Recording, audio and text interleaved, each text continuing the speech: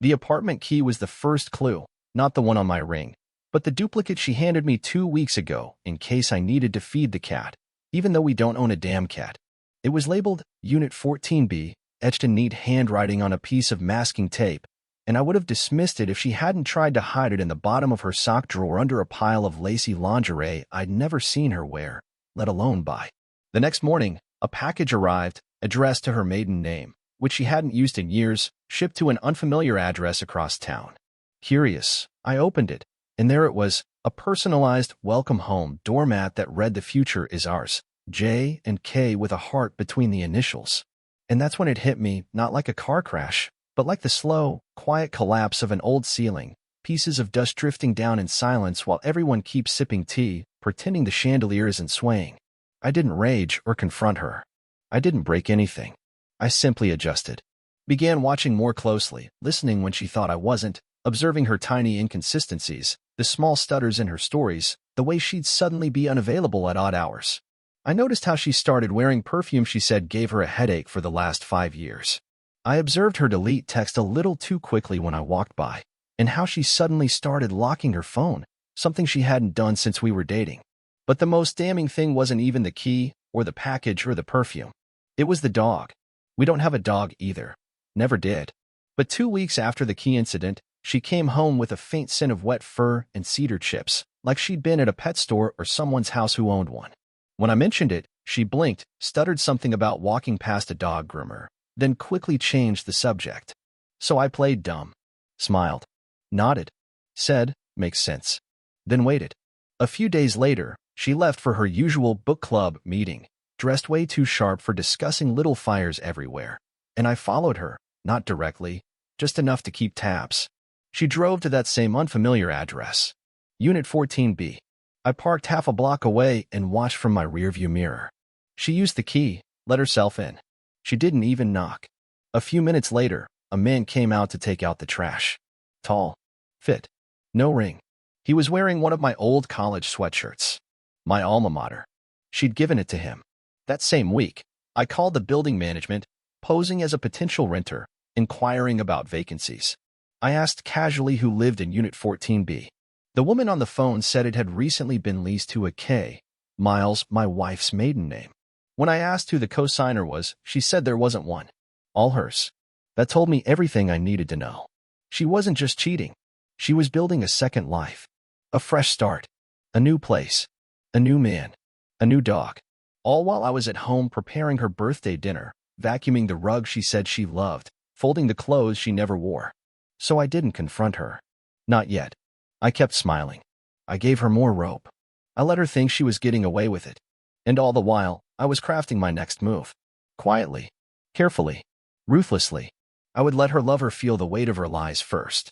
Let him realize he was being played like a fiddle, thinking he was the grand prize while I was just the boring old husband on the shelf. He had no idea she was married, let alone married to a man who already had the keys to the kingdom she thought she was escaping. So I took one final step. I found out the day he was moving into the apartment, their apartment. She wouldn't be there. She had a work trip planned. Of course. Perfect timing. I cleared my schedule, and I made sure I was the first face he saw when he walked into 14B, duffel bag in hand, smiling like a man who thought he'd won. He had no idea the devil had already moved in.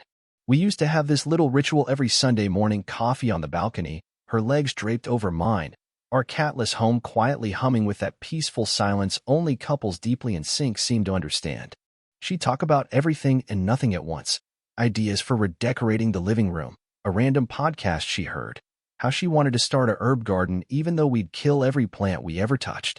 I'd sip my coffee, nod, throw in a dry joke or two, and she'd laugh like it actually meant something.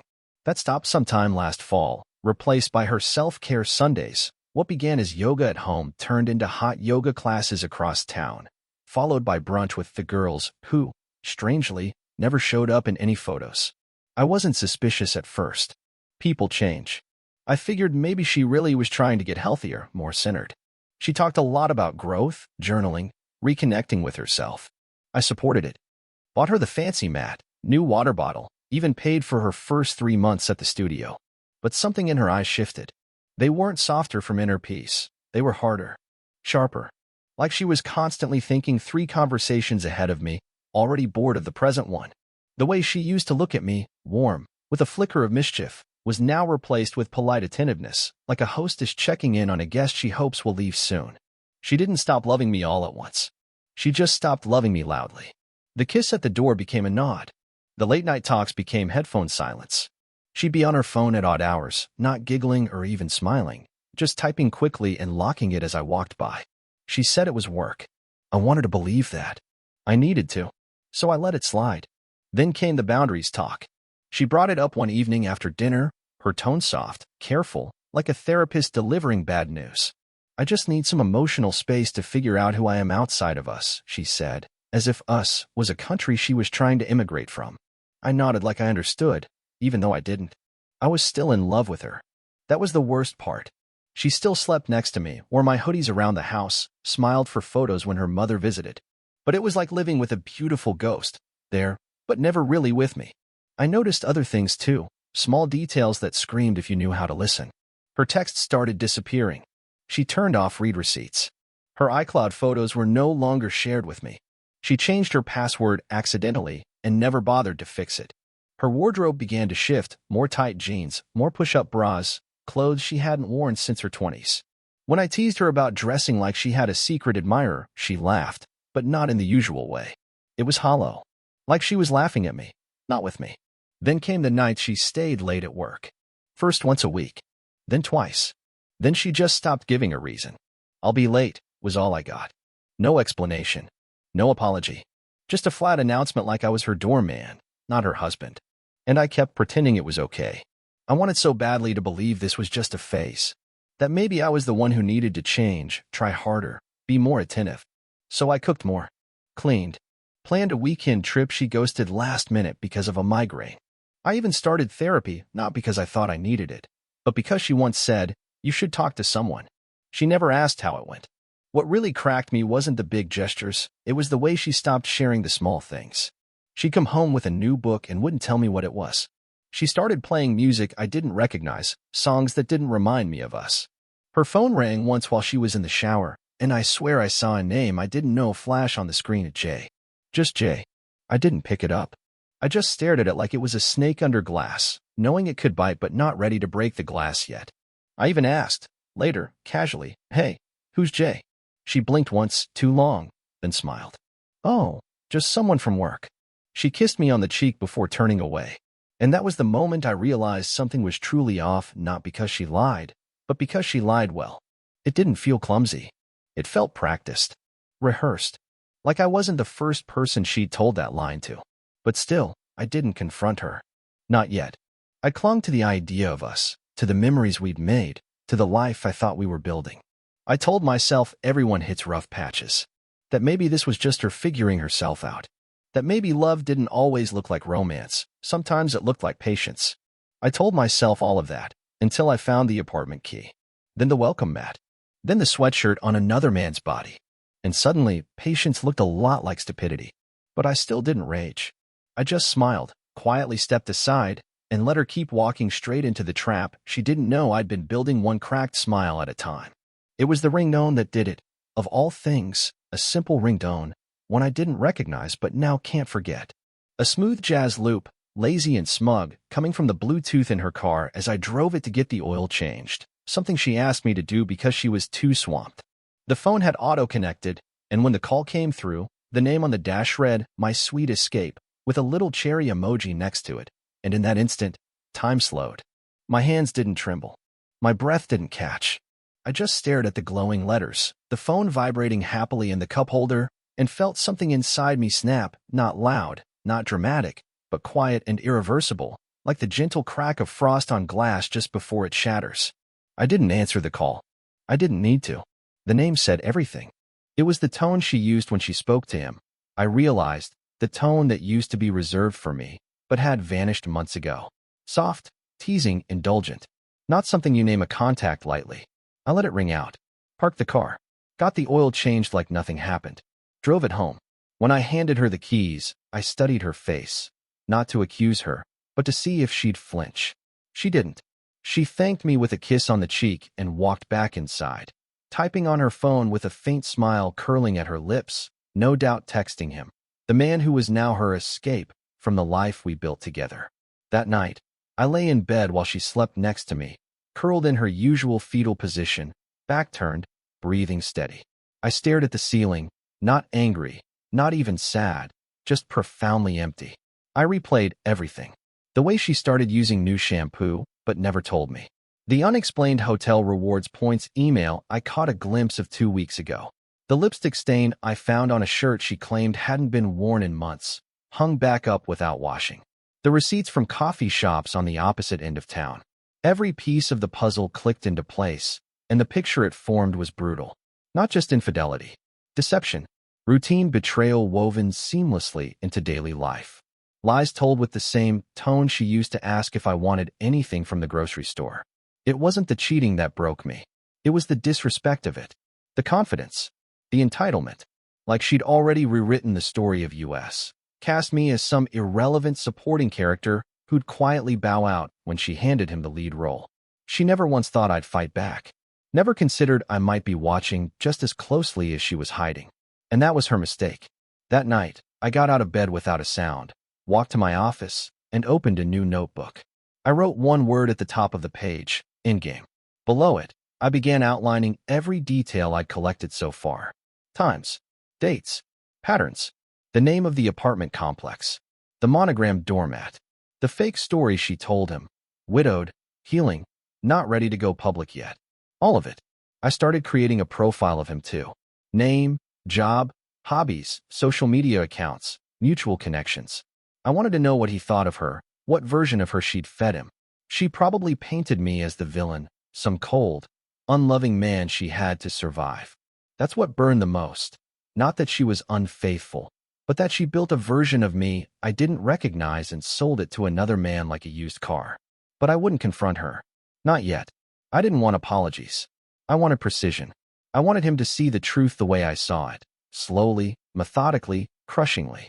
I wanted him to feel the same twist in his gut when he realized the woman he thought he was saving had already buried someone else's heart 6 feet deep. This was no longer about love. This was strategy. And the game had just shifted. She was still asleep when I crawled back into bed, notebook tucked beneath the mattress. She stirred slightly, murmured my name. I didn't respond. Just stared at the wall, listening to her breathe, calculating the next move like a man sharpening a blade in the dark. The first cut was coming, and it would be silent. She never noticed the second phone I bought. Cheap, prepaid, basic as hell, but perfect for what I needed. A number she wouldn't recognize and a portal into the version of herself she thought was hidden. I used it sparingly, surgically, creating a fake persona on social media that would appeal to the same kind of man she was now attracted to. Well-dressed, charming, just enough edge to feel dangerous without setting off alarms. Then I followed her lover, not in person, but online, tracing his digital footprint across every platform he lazily left open. His LinkedIn bragged about promotions. His Instagram was a gallery of ego, gym selfies, fancy cocktails, motivational quotes he didn't live by. Most importantly, his stories often had glimpses of a dog I now recognized by the tuft of fur that clung to the back seat of her car. I studied his routines, his habits, his tone in captions, his playlist. I built a complete psychological profile, knowing full well he had no idea that the husband of his dream woman was walking through every room of his digital house with muddy boots. Then I turned inward, our bank account. I started filtering transactions by location, frequency, vendor names. That's when I noticed repeated charges at a boutique hotel across town. Always under $75, just enough for a few hours, not a night. The transactions aligned perfectly with her book club nights. She always came home smelling like coconut body wash and peppermint gum. The hotel had both. I confirmed it by calling and pretending I was booking a room for my anniversary. Oh yes, the receptionist said, we always keep those in stock. Guests love the scent. I bet they do. I even checked the timestamps against our shared calendar. She blocked them out as networking nights. Cute. I also planted traps, little ones, subtle enough to seem like accidents. I left her favorite earrings in her gym bag instead of the jewelry tray, knowing she'd forget and panic if they were missing. When she asked me if I'd seen them, I said no, curious to see if she'd accuse someone at the studio of taking them. She didn't. She just went quiet, like a kid who realized the tooth fairy might be watching. Another time, I casually mentioned I ran into her friend Dana at the grocery store, except Dana had moved to Texas 3 months ago. "Oh yeah, she's back in town for the weekend," she said too quickly, too confidently, not even blinking. I nodded, sipped my drink, changed the subject. She never brought it up again. I started watching her friend circle closer too. Her so-called best friend, Emily, suddenly stopped commenting on her posts, stopped coming over, stopped being seen altogether. I sent Emily a message from my fake account. "Hey, how's Kay? Haven't seen you two together in a while." Emily replied within 5 minutes, "I wouldn't know. Haven't talked to her in months." Why? That was enough. I didn't reply. Just deleted the message and sat back, the picture becoming clearer by the hour. She was isolating, cutting off people who knew her too well. It wasn't a break from me. It was an escape plan. She wasn't just cheating. She was constructing a narrative where she was the victim, where I was the background noise she was bravely walking away from. So I started scripting. I compiled every timestamp, every lie, every inconsistency, every screenshot. I saved copies to 2 different cloud drives under encrypted names. I even bought a USB bracelet, innocent-looking but filled with every detail, just in case I needed to hand it to someone else at the right moment. Meanwhile, I kept playing the role of the loving husband. I made her breakfast. I texted her during the day. I asked how yoga was, what podcast she was listening to, if her meetings went well. And every answer she gave me was another brick in her own coffin, because I already knew the truth before she opened her mouth. I checked the yoga studio roster. She hadn't attended a single class in over a month. I knew the podcast she mentioned hadn't released a new episode since March. The meeting she claimed to have? I sent a flower delivery to her office that day under a fake sender. There was no one there by her name, because she had the day off. When I asked how her meeting went, she told me it was draining. I smiled. "You deserve some rest," I said. And she believed it. Believed she was smarter, more cunning, more evolved. She had no idea I had already followed her into the dark and built a map of every crooked path she took. I wasn't hurt anymore. I was focused, efficient, cold in the way only a man betrayed can be when he knows he's got time on his side. The more she lied, the more she tangled herself in a net she didn't even realize existed.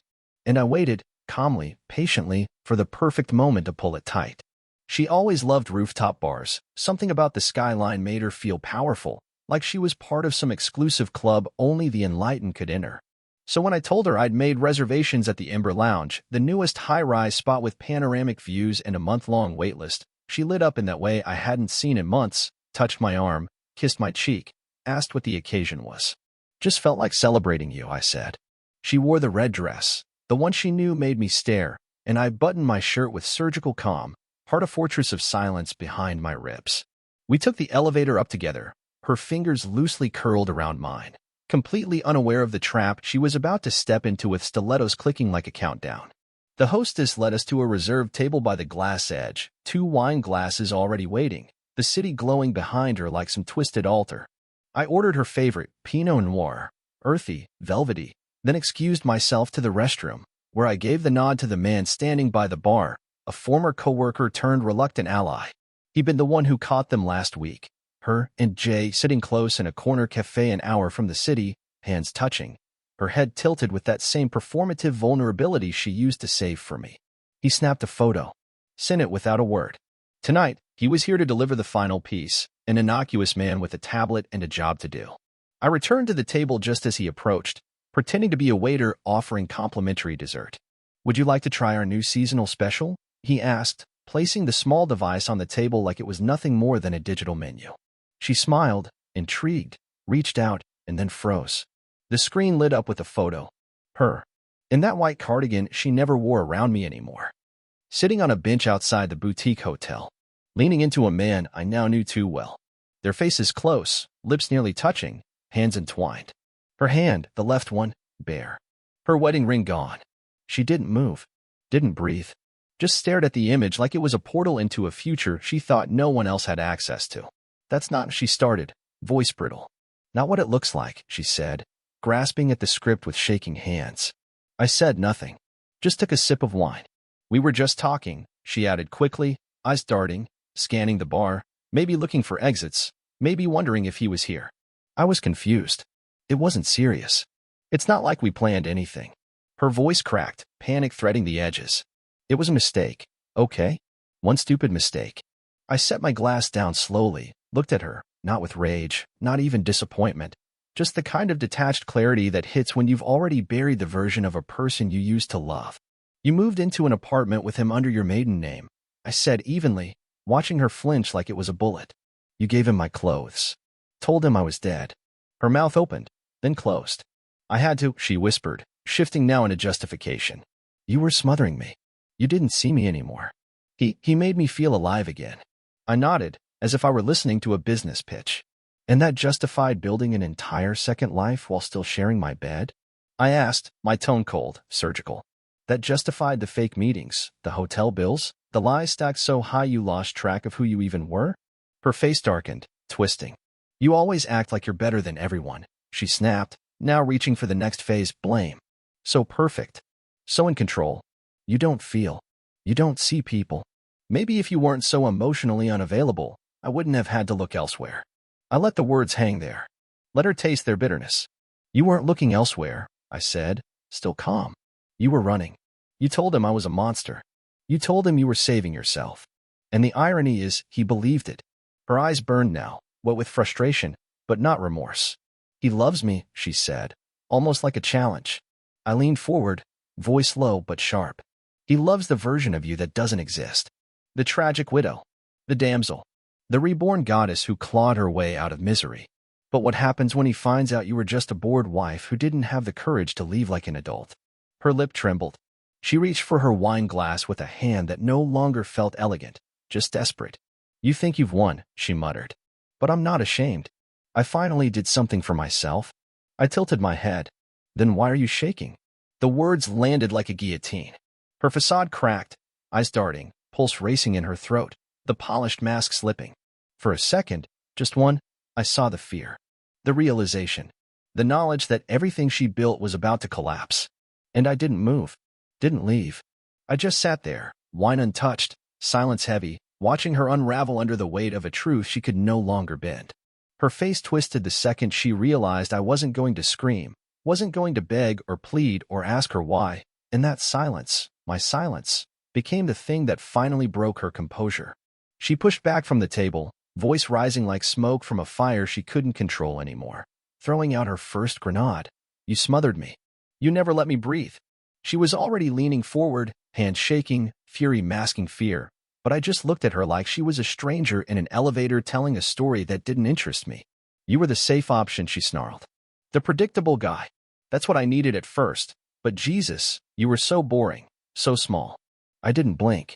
Just tilted my head slightly and said, and yet you kept wearing the ring. That hit her like a slap. She laughed, bitter, dry, venomous. You think that means anything? It was for convenience. It kept my parents off my back. It made work dinners easier. You were a prop, okay? A background character in my life. I nodded once. And now I'm your ending. Her eyes flicked around like she was looking for someone to confirm she was still the one in control, still the center of the room, but no one was watching anymore. They had seen the photo, seen her crack, and now they were giving us space like you do when you walk past a car crash you can't help but rubberneck. This is all your fault, she said suddenly, breath short. You were never passionate, never spontaneous. You just existed. You think staying quiet makes you some noble martyr, but it made you invisible. I cheated because you were already gone. I leaned forward, voice low, calm, almost kind. No, you cheated because you thought I'd never find out. And now that I have, you're panicking not because you regret it, but because you've lost control of the lie. She slammed her palm on the table, wine glass rattling. You're twisting this. You always twist things. I did what I had to do. I was dying in that house. You made me feel trapped. I stared at her for a moment, then said, I didn't trap you. I just kept giving you chances to be honest. You chose every lie you told. Carefully. Repeatedly. She was breathing harder now, cheeks red, mascara starting to smudge at the corners, either from sweat or tears she wasn't ready to release. You're such a coward, she spat. Real men fight. Real men feel. You're just standing there, acting like this doesn't matter. Like I'm nothing. And there it was, the shift from defense to desperation, her mask of superiority starting to crumble. I'm standing here, I said quietly, because I've already felt everything. And now there's nothing left to feel. Her mouth opened, but nothing came out. She stared at me, a thousand things flickering behind her eyes: fear, anger, confusion, a flicker of the charm she used to weaponize, but none of it landed. "I gave you everything," she whispered. "My best years. My body. My time." I raised an eyebrow. "No. You gave me the version of you that knew how to lie and perform. The real you? You kept that in secret apartments and hotel rooms.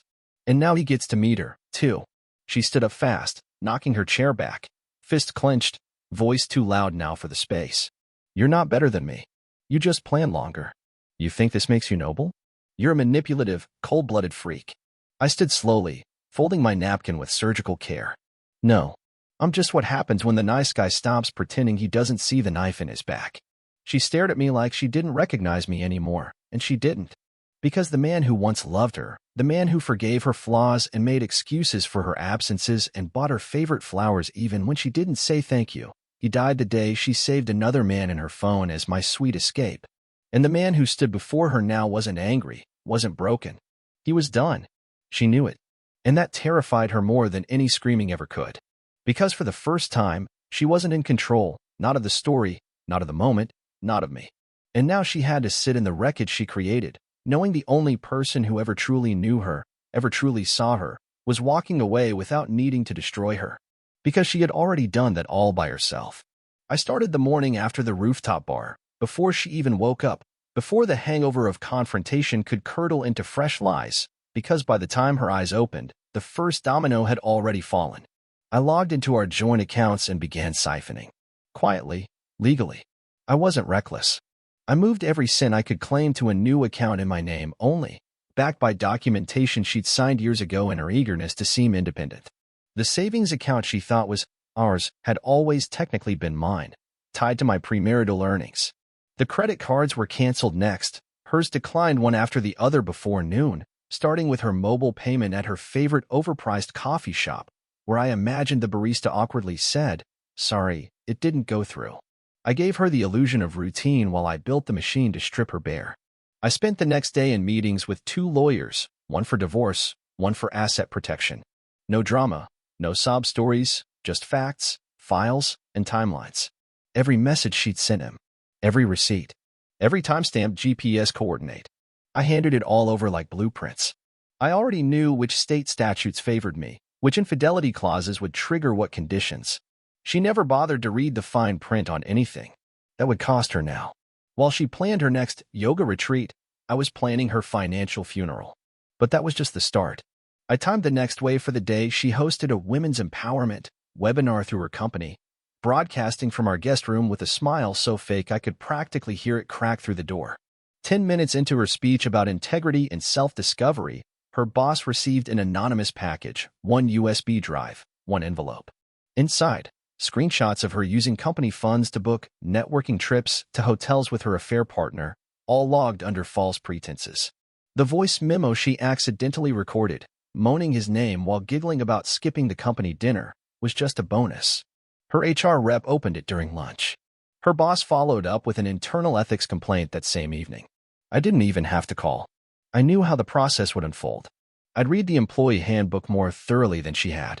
Within 48 hours, she was placed on administrative leave pending investigation. The job she built her new identity around, gone, suspended in amber, waiting to shatter. I didn't stop there. I scheduled a quiet dinner with her parents, presented them with a single manila folder over wine. I told them I didn't want to make a scene. Just wanted them to know why I wouldn't be attending their anniversary party. Inside the folder were printouts, photos, timelines, quotes from the man she'd sworn she never touched. Her father said nothing for a full minute. Her mother cried. I didn't comfort her. Just excused myself and left the folder on the table. When she called them that night, they didn't answer. The silence was my echo. The apartment? I called the leasing office with proof of her marriage and asked them to initiate a fraud review for dual identity leasing under a married name. I included a copy of our marriage license, a timestamped notarization from the bank, and her online dating profile she used to lure her sweet escape.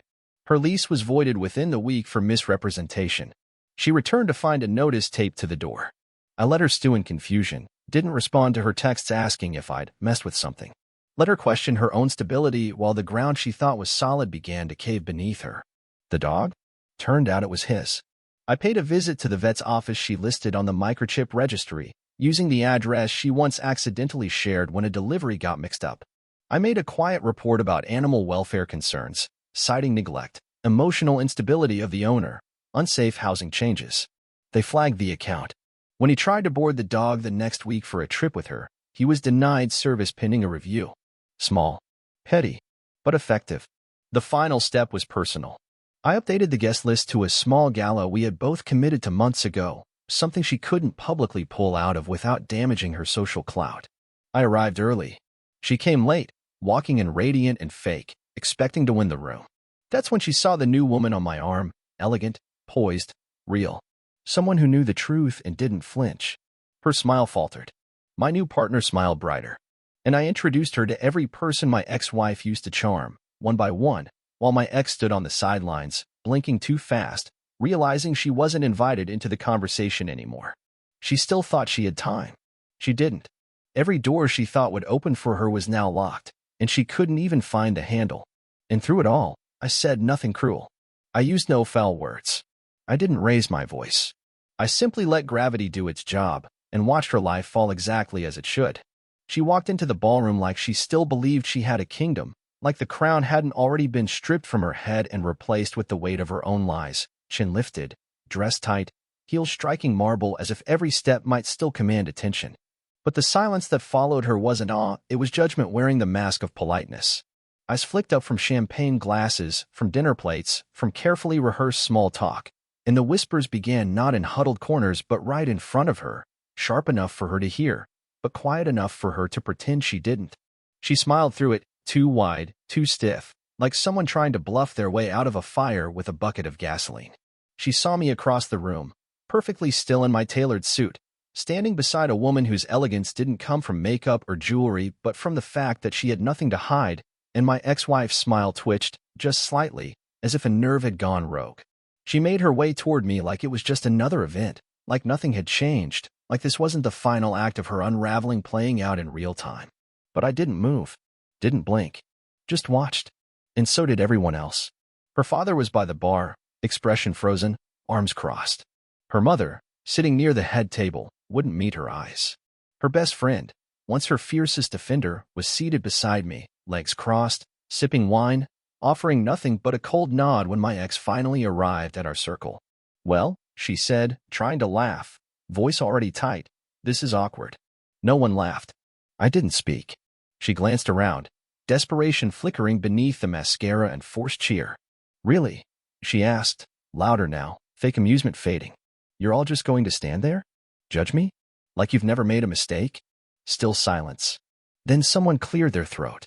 A coworker of hers, a woman she used to gossip with over lunch, quietly stepped back, took her drink, and walked away without a word. That broke the mask a little. My ex turned toward me then, eyes pleading, angry, fragile all at once. "You planned this," she said, not as an accusation, but a realization. "You wanted this to happen. You wanted me to fall." I finally spoke, just 3 words. "You jumped first."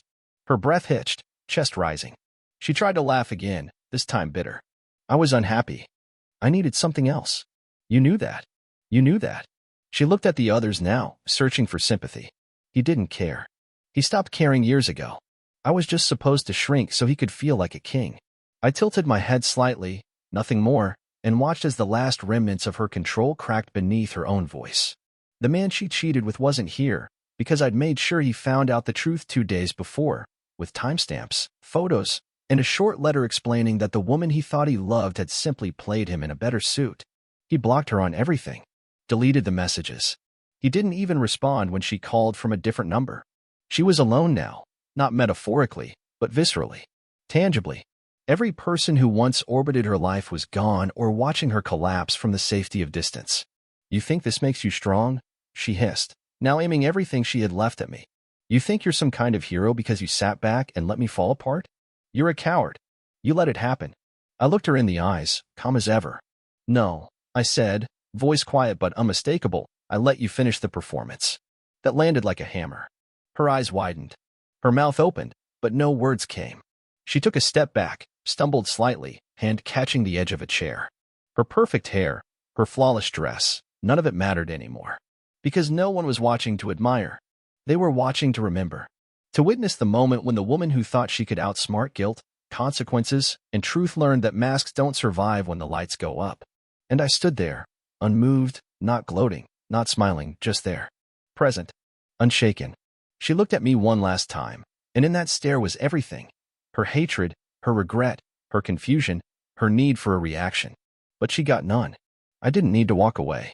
I didn't need a final word. The silence around her was the verdict. And for the first time, she understood that losing me wasn't the punishment. Watching me not care, that was.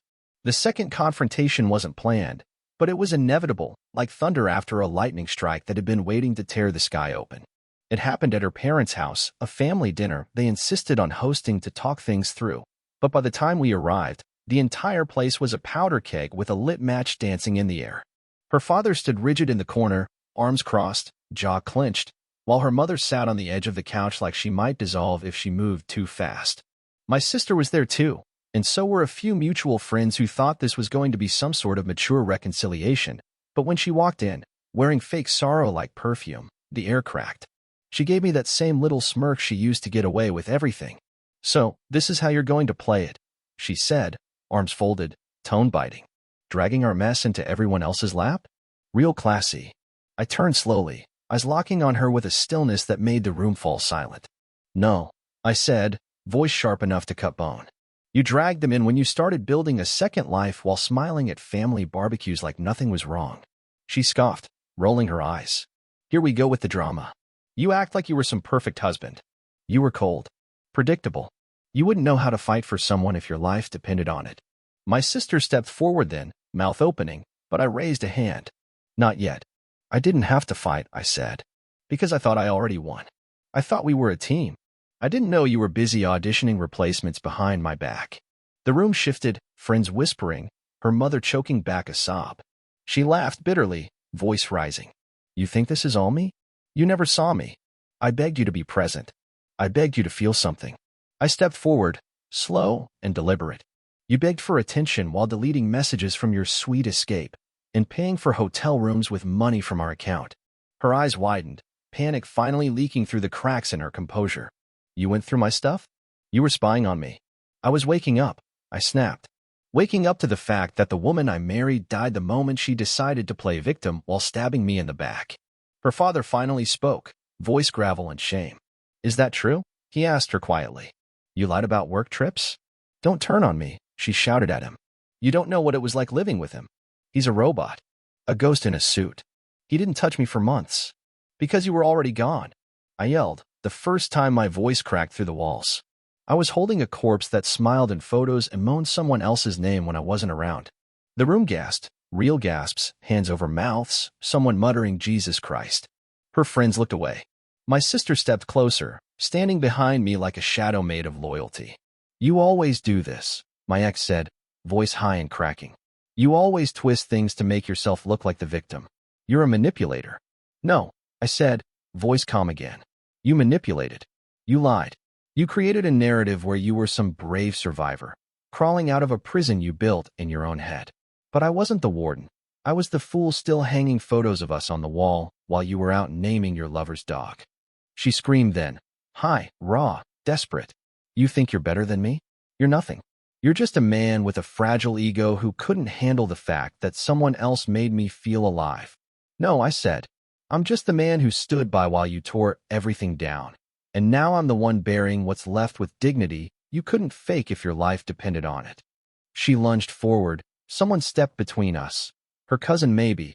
I didn't care, but she pointed a shaking finger at me, mascara streaked, voice screeching through the chaos. "You ruined my life. You did that," I said, calm like a blade resting against her throat. "All I did was make sure you didn't get away with it." Phones were out now, recording, capturing her meltdown in real time. The tears, the screeching, the slap she tried to land that got caught midair by her own father. And me, calm, silent, composed, the eye of the storm that refused to flinch. She collapsed into a chair, sobbing now, mascara bleeding into her dress, makeup smeared like a broken mask. "Please," she whispered, to no one. Maybe to me. Maybe to the room. "I didn't mean for it to get this bad." "It didn't get bad," I said. It got honest. Then I turned, adjusted my cufflinks, and walked out, leaving behind her tears, the wreckage, the whispers, and the silence that followed me like applause. After everything came crashing down, she tried to rebuild, but the world she had once ruled with half-smiles and fabricated truths had moved on without her, and it had no room left for the version of her she was now. The job was the first to go. Pending investigation turned into effective immediately once the HR department dug into the expenses, the fake seminars, and the anonymous package that turned out not to be so anonymous once her voice memo started making rounds in internal group chats. Her coworkers stopped responding to her texts. Group invites vanished. LinkedIn connections removed her. One even posted a cryptic quote about wolves and silk that everyone understood without needing names. Her friends, the ones she used to confide in while bad-mouthing me over cocktails, didn't block her outright. Most of them just faded into digital silence, unsubscribing from her drama like a newsletter that had gone stale. Even the ones who tried to sympathize gave up when she doubled down on her narrative, painting herself as a misunderstood rebel instead of the architect of her own ruin. Her parents, shamed by the truth laid bare in their own living room, quietly canceled her holiday invitations. Her mother stopped posting family photos. Her father changed his will. Her younger sister refused to let her niece spend the weekend. Her lover, the one she called her escape, vanished as soon as his name got dragged into the sunlight.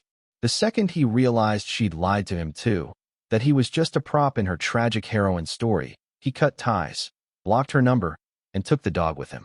She messaged him 37 times in 1 week. Then nothing. She moved to a smaller city after that, left the one where her name used to carry weight, where her face used to get her discounts and backroom access, and settled in a quiet town where no one asked questions, where she worked a cashier job under a manager 10 years younger than her, who didn't care about her resume and had no idea she once gave keynote speeches on female empowerment while screwing a man in a hotel booked under her husband's credit card. And then, one night, months after the chaos had stilled and my life had grown beautiful in her absence, she showed up at my door, not unannounced. I saw her through the camera, standing on my porch in a raincoat 2 sizes too big, hair wet, face pale, eyes hollow. She rang the bell once, then again, then knocked, soft, like someone afraid the door might answer with a bullet. I let her stand there. I opened it after a minute, not because I wanted to see her, but because I wanted her to see what she'd never get back. She looked at me like she didn't recognize me anymore. "I had to see you," she said, voice cracked and broken like glass someone had walked on. I'm sorry. I didn't know what I was doing. I thought." She stopped, eyes welling up. "I thought I'd have time.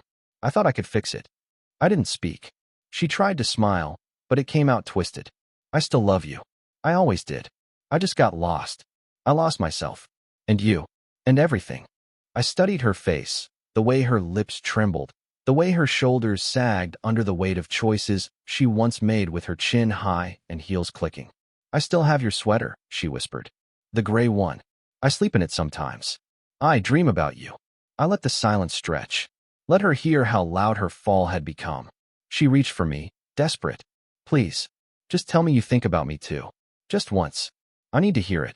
I looked at her, not with anger, not even sadness, just that cold clarity that only comes when love dies without leaving a body.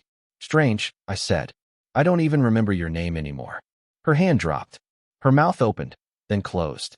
She nodded once, tears slipping silently down her face, turned, and walked down the steps with the weight of 100 nights spent pretending she hadn't destroyed everything she touched. I closed the door slowly, locked it, and walked back into my life, the one she no longer had a place in. Thanks for sticking with me through this entire story. That one was brutal, wasn't it? I'd love to know where you're listening from. Drop your city in the comments. And tell me, did you enjoy the fall or the silence that followed it?